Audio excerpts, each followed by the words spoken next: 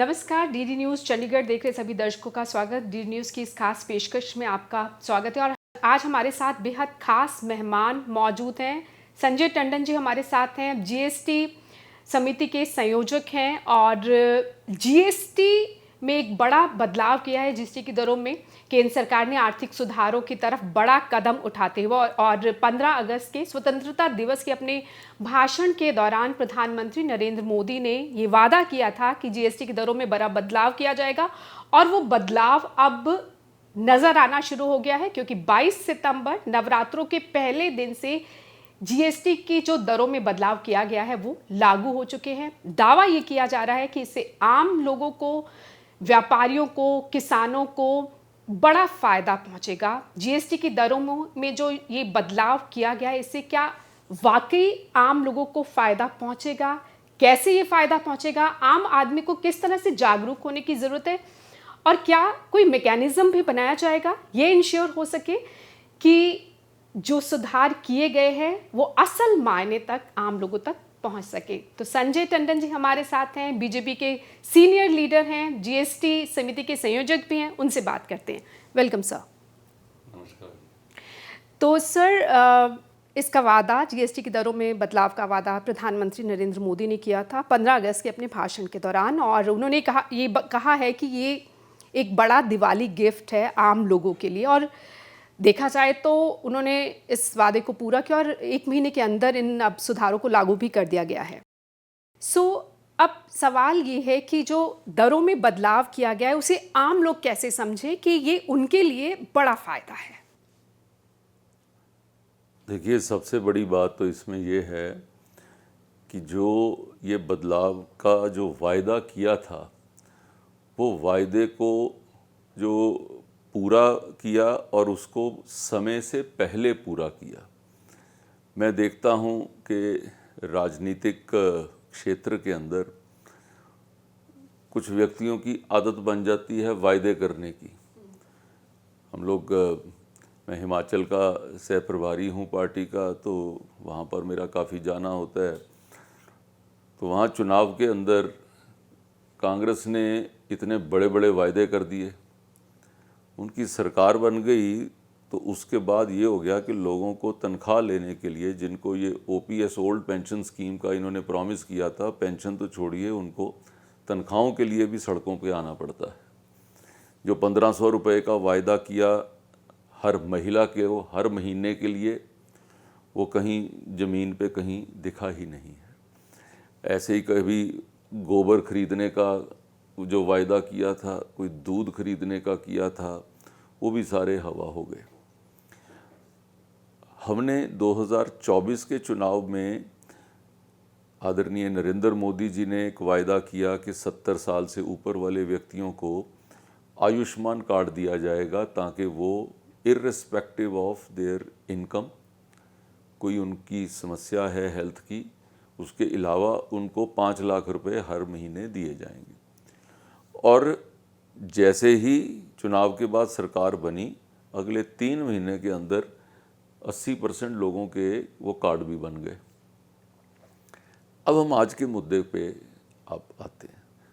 15 अगस्त क्यों घोषणा करी, और 15 अगस्त की घोषणा के 15 दिन बाद उसको धरती पर लेकर आ गए। और जैसे ही उसको सारा बताया गया एफएम साहिबा द्वारा, पूरे देश के अंदर एक सुगबुगाहट सी शुरू हुई कि ये इतना बड़ा रिफॉर्म ये कैसे कर दिया मोदी सरकार ने। उसके बाद फिर आप देखेंगे कि कल प्रधानमंत्री जी ने खुद पूरे देश को संबोधित करके उन्होंने इसके बारे में जानकारी दी। और साथ ही साथ जब ये डिक्लेरेशन हुई तो कहा कि पहले नवरात्रे के दिन इसको इम्प्लीमेंटेशन में लाया जाएगा। उनका कहना था कि मैं दिवाली से पहले दिवाली का तोहफा देशवासियों को दे रहा हूँ। वो कार्य भी पूरा हुआ। अब उसके बाद नोटिफिकेशन की फाइल आई, लगभग 127 पेज की फाइल है। आप देखेंगे तो एक एक चीज़ के ऊपर उसको नोटिफाई कैसे किया गया है, उसकी पूरी डिटेल हमारे पास है। आज से एक तरह से बचत उत्सव उसका प्रारंभ हुआ है। अब इसको जो विषय है कि धरती पर ये चीज़ कैसे इम्प्लीमेंट होती दिख रही है। आज सुबह से हम अपनी मार्केटों के लोगों के साथ जो हैं कनेक्टेड हैं, और मार्केट के लोगों को वो पूछ रहे हैं, क्योंकि हम पिछले 3 दिन से हमने अपनी टीम्स उनके पास भेजी हुई थी, भाई 22 तारीख को ये होना है, आपकी क्या तैयारी है। लोग अपनी दुकान के बाहर स्टिकर लगाकर वो वहाँ पर बता रहे हैं। रेट लिस्ट जो है वो हर चीज़ की वो छप रही है। जो बड़े प्रोडक्ट्स हैं, आपने देखा होगा न्यूज़पेपर के अंदर बड़े प्रोडक्ट्स की उन्होंने डाल दिया है। आज ही के अखबार में अगर आप देखेंगे तो हीरो जो मोटरसाइकिल है, तो उसका पूरे पेज का एडवर्टाइजमेंट है कि ये वाला हमारा जो था जो पहले का रेट था ये 72,000 इतने का था, अब ये 64,000 इतने में ये मिलेगा। ये इस तरीके से आप 6,280 रुपये की बचत, इसके अंदर जीएसटी बचत उसके अंदर आया है। लोगों ने गाड़ियाँ जो इस दौरान भी जिन्होंने लेनी थी, उन्होंने भी ये किया कि गाड़ी वाले ये कह रहे हैं कि हम आपको गाड़ी की डिलीवरी हम आपको 22 तारीख को कर देते हैं ताकि आपको उसका बेनिफिट मिल सके। आप देखिए, सरकार जहाँ पर करना चाहती है, आम जन भी जनता को ये बेनिफिट देने के लिए वो भी आगे आ रहा है। हमारा काम, आपका काम वो क्या है कि आम व्यक्ति की जागरूकता को बढ़ाना। आज आप जाके टूथपेस्ट लेने जाते हैं दुकान पे, खरीदार को ये पता होना चाहिए कि आज से जो दरें हैं वो कल की दरों से आज इतने प्रतिशत कम हो गई हैं। तो कोई व्यक्ति जो बेचने वाला है उसके माइंड पर भी ये रहेगा। सो हमारा कार्य ये है, आपके चैनल के माध्यम से ये कार्य है कि देश का हर व्यक्ति ये जान सके कि ये 2 लाख करोड़ का एक रिफॉर्म है। दुनिया के रिफॉर्म्स में अगर आप गिनती करेंगे तो this is possibly one of the best, one of the biggest reforms in Indian history. तो उसमें जब ये बेनिफिट दिया गया है, 2 लाख करोड़ जनता की जेब के अंदर डाल दिया गया है। मसलन कि हमारा अगर मैं सोचता हूँ परिवार का डेली का जो खर्चा था 100 रुपये का अगर खर्चा था, मैं रेगुलर खर्चे की बात कर रहा हूँ, मैं कोई कैपिटल गुड्स नहीं, कि स्कूटर, कार, फ्रिज, टीवी, मैं उसकी नहीं बात कर रहा। रेगुलर जो आपका किचन का सामान है या रोज़मर्रा में जो घर में यूज़ होता है, जो वो सामान है, अगर आप 100 रुपये आप डेली खर्चते थे उसके ऊपर, तो आज से वो आपका खर्चा 80 रुपये रह जाएगा। अब 20 रुपये आपकी जेब में बच गए। अब जब बच गए, आदमी सोचेगा कि अच्छा चलो मैं इसको बचत करके अपने अकाउंट में रख लेता हूँ। तो ये बचत उत्सव का एक शुरुआत है। दूसरी तरफ जो व्यक्ति सोचेगा कि चलो मैं ऐसा करता हूँ, जो मैं चीज़ नहीं ले पाता था आज मैं वो भी चीज़ खरीद लेता हूँ, आज बच्चों को खुश कर लेता हूँ, वो उस चीज़ को खरीदेगा। तीसरी तरफ है कि वो उस पैसे से कोई कैपिटल प्रोजेक्ट जो है वो उसके अंदर इन्वेस्ट करेगा। अब तीनों दिशा में देखें, अगर पहले में वो बैंक में रखता है तो मेरी बैंकिंग व्यवस्था के अंदर वो पैसा बढ़ गया। दूसरे में वो अपनी खपत बढ़ाता है तो मेरी प्रोडक्शन बढ़ेगी। मेरी प्रोडक्शन बढ़ती है तो प्रोडक्शन के साथ मेरी एम्प्लॉयमेंट बढ़ती है, मेरी एम्प्लॉयमेंट बढ़ती है तो उसके साथ मेरा जीडीपी ग्रोथ बढ़ती है। सो एक ये इंटरनल पुल के साथ ये सर्कल चलता है। और तीसरी दृष्टि में अगर वो व्यक्ति उस पैसे से कोई कैपिटल में लगाता है तो उसके बारे में कहा जाता है कि अगर आप 100 रुपया आप कैपिटल में इन्वेस्ट करते हैं तो 250 रुपये से जीडीपी ग्रोथ बढ़ती है। उसका इफ़ेक्ट 2.5 गुना होता है, क्योंकि जब आप पैसा खर्चते हो कि सपोजिंग मेरे को घर में ये टाइल लगवानी है, तो ये पैसा किस किस के पास जाता है। एक टाइल मैन्युफैक्चरर के पास जाता है, एक सीमेंट वाले के पास जाता है, एक रेता वाले के पास जाता है, एक वो लेबर वाले के पास जाता है, एक कोई रगड़ाई करने वाले के पास जाता है। जब वो 5 हिस्सों के अंदर वो पैसा जाता है, वो आगे उसका जो यूटिलाइजेशन करते हैं, तो ये एक सर्कल चलता है। सो मेरा मानना है this is the biggest reform. दूसरा, इसको घर घर तक पहुंचाना है, जिसके लिए हमें आपकी भी सहायता की ज़रूरत है। अब जीएसटी 18 से जो 5% में आ गया 87 का हो गया, उससे लोगों को बहुत बेनिफिट्स है। टूथपेस्ट है, टूथपेस्ट में जो 100 रुपये की थी वो कम करके आज 87 रुपये की हो गई है। हर चीज़ के आप बेनिफिट्स लें। एक छोटी छोटी चीज़ को अगर हम टोटल करते हैं, बूंद बूंद से घड़ा भरता है। ऐसे ही अगर हम कोई चीज़ को, अगर सरकार ने ये जीएसटी पे इफ़ेक्ट डाला है तो इसका बेनिफिट ऑल ओवर सभी चीज़ों में फ़र्क पड़ेगा। अब आप बटर ले लो, रोज़मर्रा की आइटम्स कोई भी ले लो, चाहे वो टूथपेस्ट है, चाहे वो साबुन है, चाहे वो टॉयलेटरीज़ हैं, A to Z आइटम्स पे अगर हम लेके चलते हैं आइटम्स में, तकरीबन 1500 से 2000 रुपये का हर घर में फ़र्क पड़ता है। गरीब बंदों के लिए तो ठीक ही है ना, अगर रेट थोड़ा कम होता है तो और अच्छी बात है। गरीब बंदे का गुजारा हो सकेगा, उन्हें बहुत बेनिफिट मिलेगा इस चीज़ का। पनीर हो गया, दही होगी, इन सब चीज़ों के रेट बहुत हाई थे और कुछ कम होने से काफ़ी फ़र्क पड़ेगा। जीएसटी की जो रेट्स हैं वो काफ़ी, जैसे कि बहुत सारे प्रोडक्ट हैं जिन पे उन्होंने जीरो कर दिया है। जैसे कि स्टेशनरी आइटम पे आप देख लो, अभी हमें अपडेट्स आ रही हैं कि जैसे कि आज ही हमारे जैसे कंपनी के लोग आ रहे थे कि रेट अब कम आएंगे। जैसे कि इससे ये फ़ायदा होएगा कि जितने आम लोग की पॉकेट पे जो इस टाइम भारी पड़ रहा था कि कोई सामान काफ़ी ज़्यादा कॉस्ट की वजह से लोग नहीं ले पा रहे थे, जीएसटी कम की वजह से अब वो लोग इजीली ले पाएंगे। 1 जुलाई 2017 को GST goods and services tax को लागू किया गया था। उस वक्त 4 स्लैब थे, अब 2 कर दिए गए मोटे मोटे। एक अलग से स्लैब है, मैं उसकी बात नहीं करी, 40% है। लेकिन अपार्ट फ्रॉम दैट पिछले 8 सालों में, अब आप जीएसटी काउंसिल के संयोजक भी हैं, 8 सालों में किस तरह से ज़रूरत महसूस हुई कि अब इन दरों में इतना बड़ा बदलाव करना चाहिए ताकि आम लोगों तक और फ़ायदा पहुंच सके? देखिए, एक चीज़ को थोड़ा सा आपको पीछे मुड़ के देखना पड़ेगा। वो इस तरीके से कि आप जीएसटी के पहले का समय ज़रा याद करिए। शायद 17 के करीब टैक्स, 17 टैक्सेस अलग अलग तरह के थे, उनको सारों को समाहित करना। और मैं आपको उससे भी अगर पीछे लेकर जाऊं तो सन 2000 के अंदर अटल बिहारी वाजपेयी जी की सरकार थी, तब इसके बारे में पहली सोच टेबल पर लाई गई थी। उन्होंने इसके बारे में काम शुरू भी किया कि भी एक वन नेशन वन टैक्स की तरफ हम आगे बढ़ सकें।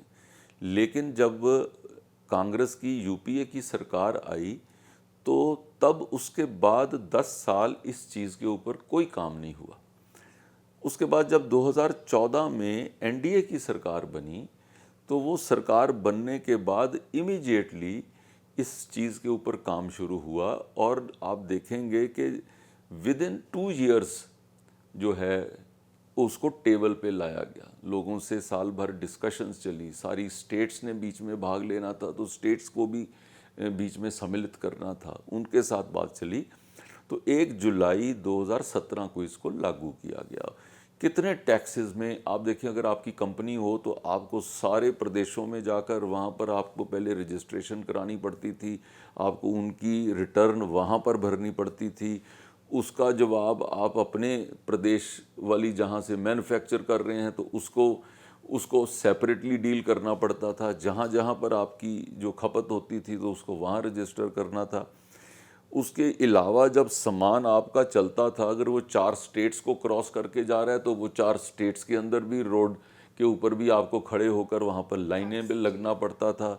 आप देखते होंगे कि लोग आज शायद भूल जाते हैं कि सड़कों के ऊपर जहाँ पर उसका टैक्स का बैरियर होता था, उस बैरियर के ऊपर आपको कई बार 200-200, 400-400 ट्रक्स लाइन पे खड़े होते थे। तो आदमी सोचता था शहर में घुसने से पहले ये पता नहीं मैं कहाँ फंस गया हूँ। आज आपको कहीं पे जाम ऐसा दिखता नहीं है। उस समय से हम आगे बढ़े तो जीएसटी लागू हुआ, जो मोदी जी की सरकार का एक one of the biggest achievement थी। उससे आगे आप बढ़ें तो 2020 के अंदर कोविड जब आया, कोविड ने पूरी दुनिया के सब समीकरणों को बदल दिया।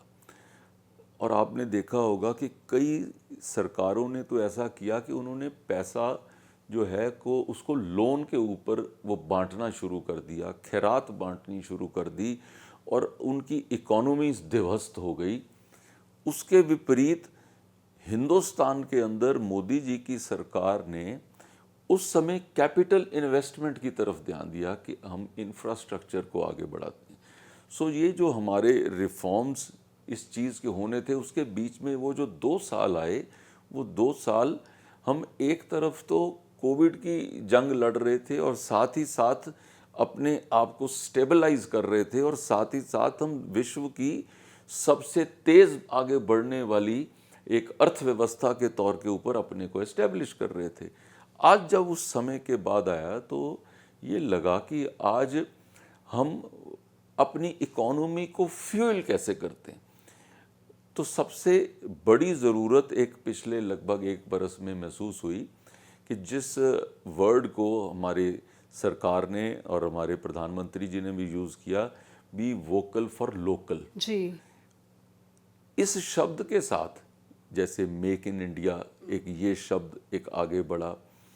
हमने कितने ही जो एरियाज़ के अंदर, चाहे वो डिफेंस के अंदर था, चाहे वो उसके अंदर था एरोनॉटिक्स के अंदर था, चाहे वो सैटेलाइट्स के अंदर था, चाहे वो टेक्सटाइल के अंदर था, आप कोई भी इंडस्ट्री उठाकर देख लें, हमने तेज़ी से उसके ऊपर जब काम किया तो हमारी अर्थव्यवस्था जो है 11वें स्थान से लेके आज 4थे स्थान के ऊपर पहुंच गई और बहुत जल्द हमारी अर्थव्यवस्था 3रे स्थान के ऊपर पहुंचेगी। उसका कारण क्या था? अगर आप देखें, one biggest reason is our domestic production and domestic consumption.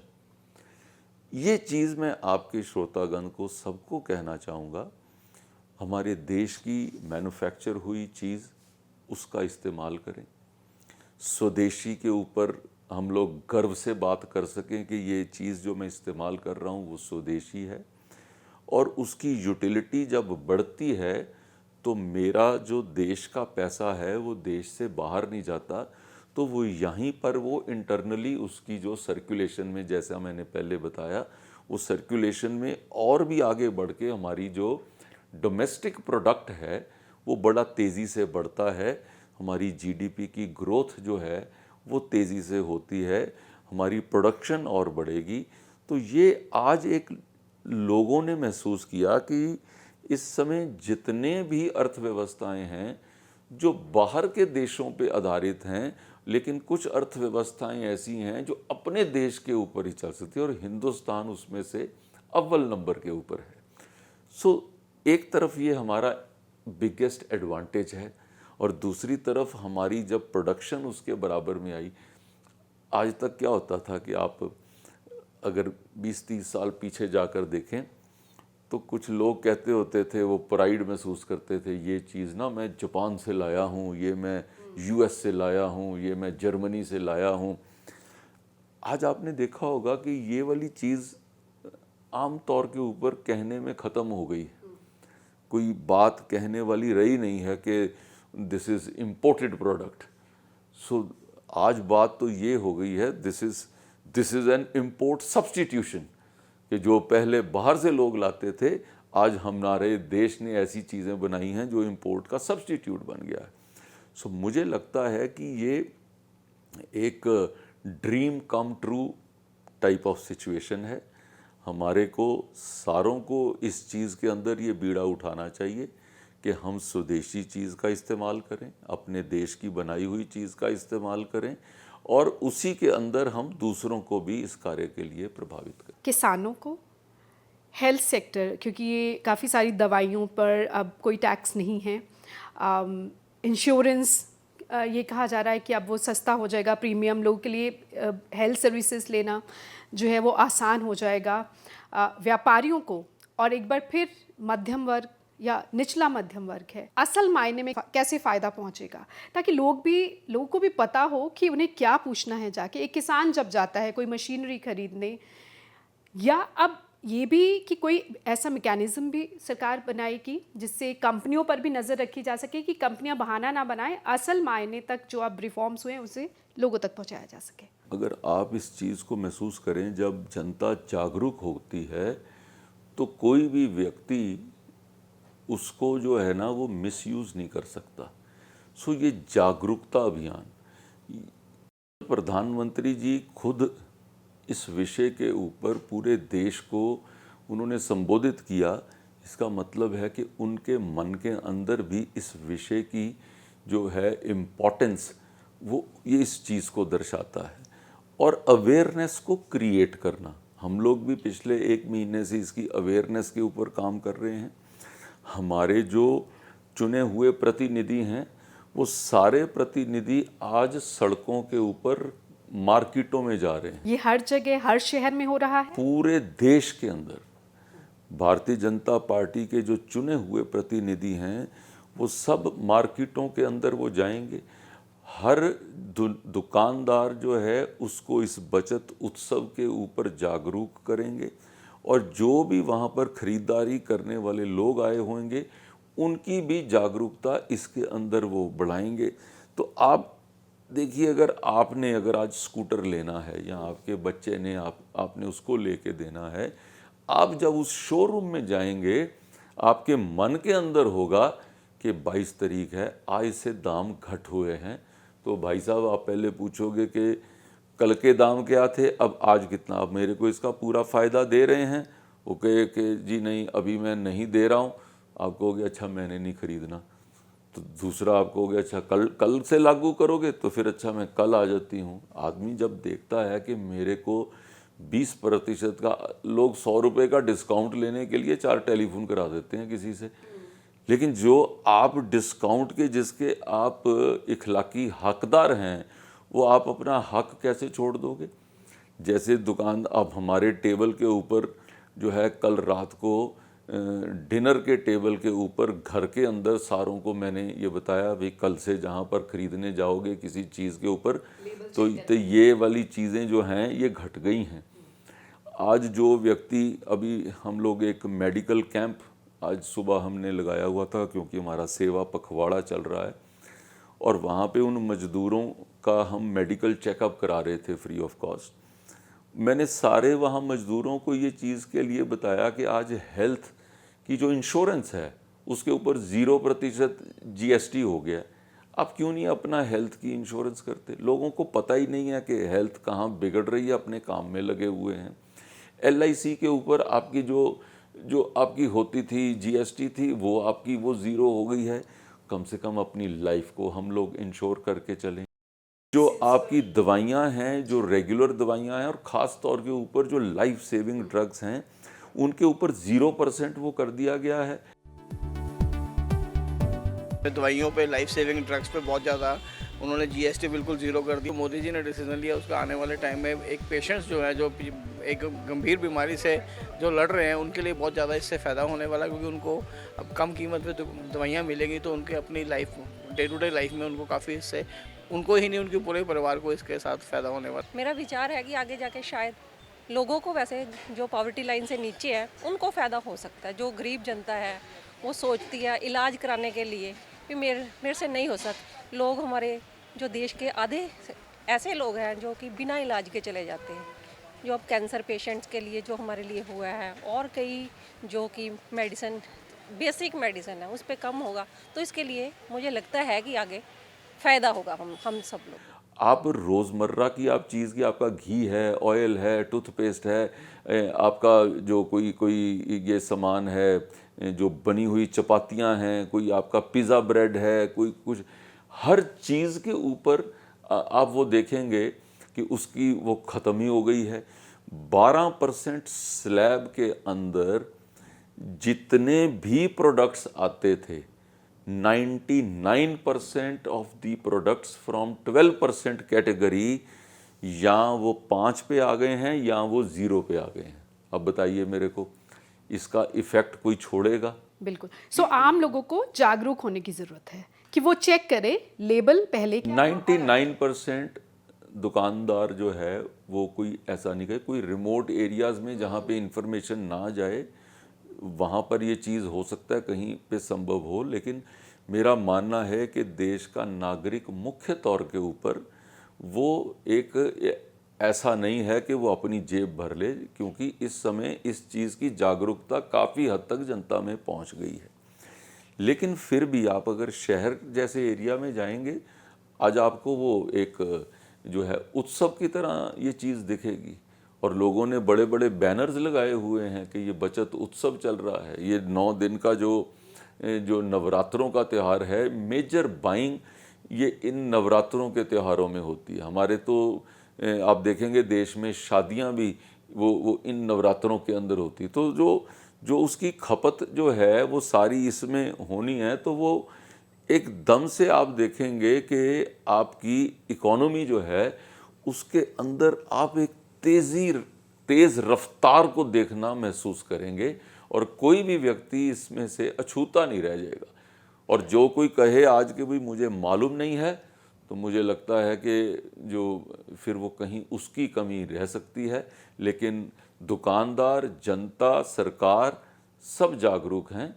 अगर कोई सुनने वाला रह गया तो भाई वो भी जागरूक हो जाए। बिल्कुल। अच्छा, अब जीडीपी के जो ताज़ा आंकड़े आए हैं बहुत अच्छे आए हैं। जीएसटी रिफॉर्म्स का अब आगे आर्थिक विकास दर पर आप असर कैसे देखते हैं? अच्छा होगा या नहीं होगा? हमारी जो जीडीपी ग्रोथ में आज 6.8% के हिसाब से हमारी ग्रोथ हो रही है। दुनिया के बाकी सारे देश वो 4% या उससे नीचे चल रहे हैं। इंडियन इकोनॉमी जो है आज दुनिया के लिए एक टेस्ट केस बना हुआ है कि ये कैसे संभव है। मेरा मानना है कि बिकॉज़ ये हमारी एक डोमेस्टिक कंजम्पशन है जिसकी वजह से हमारी इकोनॉमी के अंदर एक ये पुश फैक्टर जो है एक सबको दिखता है। और ये वाले रिफॉर्म के बाद ये पुश फैक्टर मुझे लगता है और तेज़ होगा, और जो वो तेज़ी पकड़ेगा तो हमारी ग्रोथ जो है उसके साथ और बढ़ेगी। It is a kind of an impetus which has been given by the government. हमारी भी यही कोशिश है इस प्रोग्राम के ज़रिए हम लोगों को जागरूक कर सकें। जाने से पहले कोई मैसेज आप दर्शकों को देना चाहेंगे? मैं सबको यही मैसेज देना चाहूँगा कि आदरणीय प्रधानमंत्री नरेंद्र मोदी जी ने ये आपको दिवाली से पहले दिवाली का तोहफ़ा भेजा है। कृपया इस तोहफ़े को महसूस करें। कृपया इस तोहफ़े की जानकारी सारे अखबारों में भी है, वेबसाइट के ऊपर भी है। वो सारी जानकारी डाउनलोड करके अपने पास भी रखें। कौन कौन से प्रोडक्ट्स हैं जिन प्रोडक्ट्स के ऊपर जीएसटी कम हो गई है उसकी जानकारी आपके ध्यान में होनी चाहिए, ताकि कोई भी व्यक्ति आपसे ज़्यादा चार्ज ना कर पाए। और इसके माध्यम से जो दूसरी चीज़ है जो मैंने पहले भी रिक्वेस्ट करी है कि स्वदेशी को अपनाएं, अपने देश को और सुदृढ़ बनाएं, तो यही सबसे बड़ा मैसेज है। और आज के जो नवरात्रों के त्यौहार की आप सबको बहुत बहुत बधाई।